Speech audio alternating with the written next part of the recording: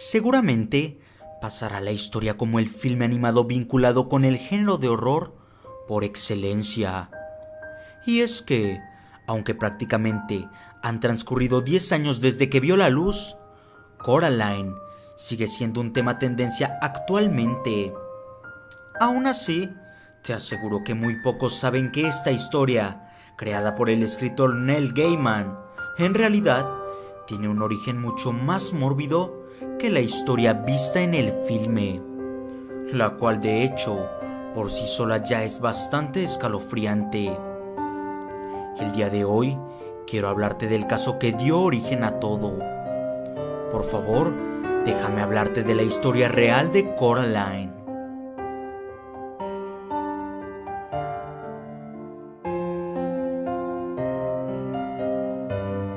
Para comenzar esta historia, tengo que hablarte un poco más de quién la escribió, el señor Neil Gaiman.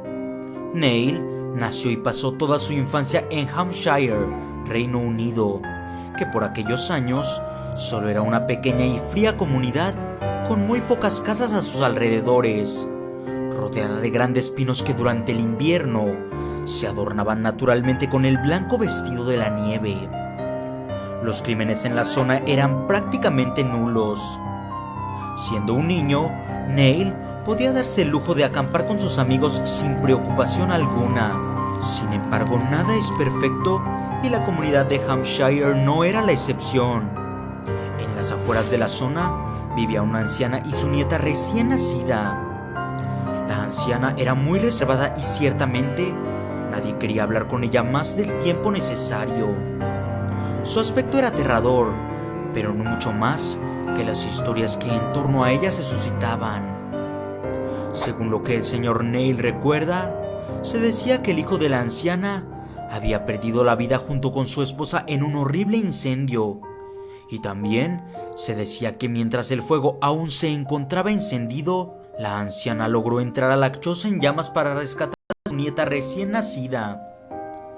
Desde entonces, varios comenzaron a llamarla bruja a sus espaldas, aunque, si me lo preguntas, en mi opinión, solo se trataba de una persona muy valiente que había salvado la vida de su pequeña nieta. En fin, la comunidad terminó por darle a la mujer el nombre de la mala madre. Debo decir que en cierta forma el sobrenombre le quedaba perfecto. Verán, tras el incidente, la anciana se negaba a permitir que su nieta saliera de casa. Al parecer, le preocupaba que algo pudiera ocurrirle si lo hacía. De hecho, nadie en el pueblo había visto nunca el rostro de la pequeña. Si no fuera porque de vez en cuando se le escuchaba reír, gritar, llorar o se podía observar la silueta de una pequeña jugando en los columpios, nadie creería en su existencia. Entre los niños de la comunidad, el ver el rostro de la pequeña se había convertido en un verdadero desafío.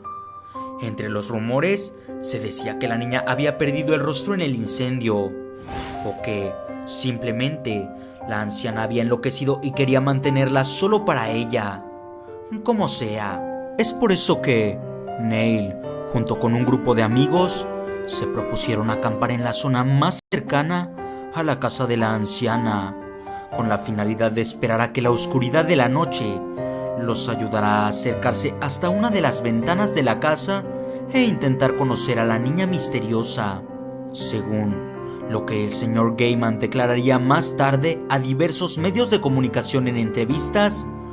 Uno de sus amigos tuvo la idea osada de adentrarse en la vivienda, aunque en realidad lo que los asustaba era meterse en problemas con sus padres. Finalmente todos optaron por aceptar el desafío que se les presentaba. La casa de la anciana tenía esos particulares olores que los objetos antiguos poseen. También observaron pequeñas prendas que confirmaban la existencia de la niña. Los pequeños intentaban encontrar la habitación sin ser descubiertos. Por desgracia para ellos, lo hicieron. Esto no fue como el típico filme de horror. Oh no, el grupo de pequeños encontró la habitación de la niña al primer intento. cosa no muy difícil considerando que la casa solo tenía 4 recámaras. Sin embargo, notaron de inmediato que algo no estaba muy bien. Según sus cálculos, la niña debía tener al menos 10 años, y en aquella habitación solo había una pequeña cuna donde aparentemente un bebé descansaba en su interior. Al descubrir el rostro de la recién nacida, un grito de horror se escapó desesperado de uno de los miembros del grupo. Aunque los había delatado, nadie podía culparlo. Lo que descansaba en la cuna solo era un bulto de carne semicarbonizado. Y sí, es justamente lo que estás pensando. De aquel incendio, lo único que la anciana logró extraer fue un cuerpo severamente dañado y sin vida alguna, al que ahora se le habían añadido botones en el lugar donde deberían estar sus ojos, además de una serie de costuras que aparentaban ser una boca. Los gritos de los pequeños despertaron a varios habitantes de Hampshire. La anciana fue llevada a un centro de rehabilitación mental ya que, tras realizar una serie de investigaciones, se descubrió que, en otra de las habitaciones, habían cientos de libros con bastante información de cada niño que habitaba en Hampshire, además de artículos relacionados a la brujería. Pero lo más aterrador fue que, bajo el suelo de madera de la casa, encontraron los restos de una pequeña que había desaparecido hace casi 8 años. Al parecer, la anciana intentaba transferir el espíritu que creía tener al cuerpo de un niño real. Contrario a lo que seguramente estás pensando, la anciana en ningún momento se aferró al bulto carbonizado que alguna vez fuese su nieta. Ella solamente preguntaba por una muñeca de trapo encontrada en la escena del crimen. Esa muñeca era la silueta que algunos habitantes habían dicho haber visto jugando en los columpios. Y la anciana aseguraba que, dentro de ese trozo de trapos, se encontraba su nieta esperando volver a la vida. Años más tarde, Neil Gaiman intentó traer a la vida dicha historia. Lo hizo como una animación y no como una película de horror, ya que ese fue su sentir al vivir esta historia en carne propia. Así que, cuéntame tu opinión respecto a este tema.